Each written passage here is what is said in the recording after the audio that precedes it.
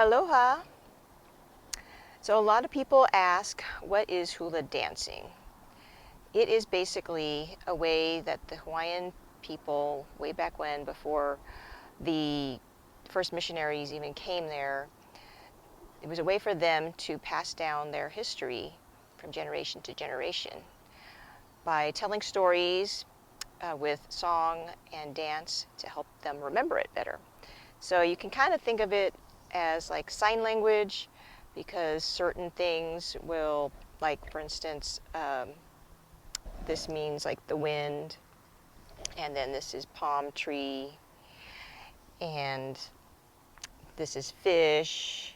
So it's a way to tell a story with our bodies. And so it's a lot more than just dancing to music in any way that you feel like it. Although hula dancing is not very strict like sign language. There's not just one way to say waves. You could do waves like this, or you could do ocean like this. So that is what it is. And it actually originated by the men in the tribe. The men actually would do it in a different way than which most people are familiar with. Because most people think of hula dancing as, hula girl going like this. Well, the men would do it more in a rigid fashion, so they would do this, and so they don't do the little flowy moves like the women do. So I guess women just added their own touch to it later on.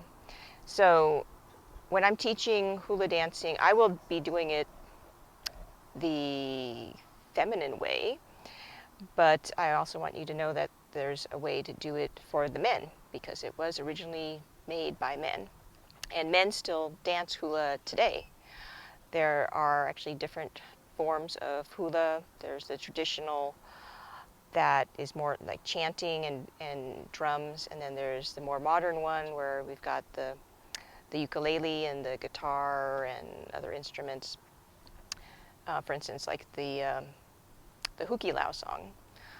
So I will be teaching the more modern version of the hula, and actually I've choreographed hula moves to songs that are not traditionally hula. For instance, I Can Only Imagine.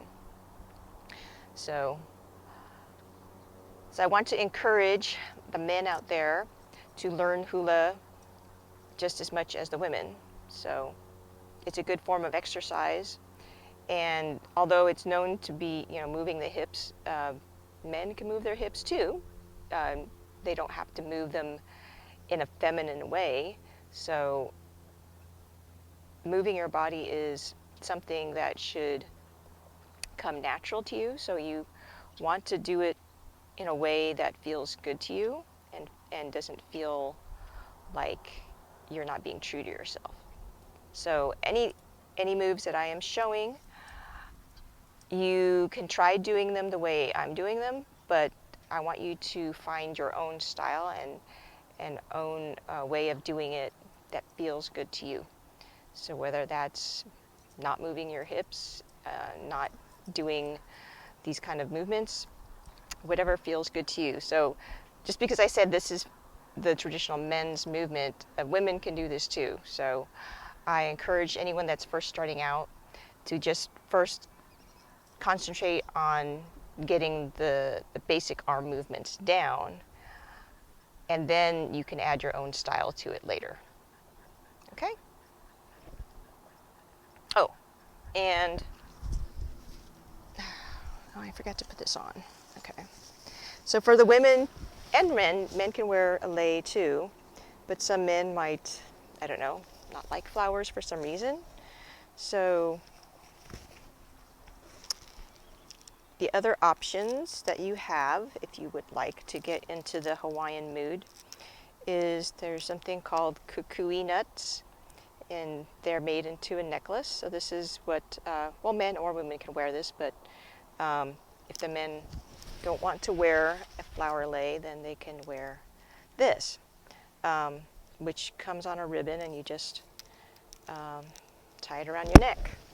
So, and then there's also a turtle necklace. Sometimes you see other animals, or a shark tooth, or a dolphin, or a fish.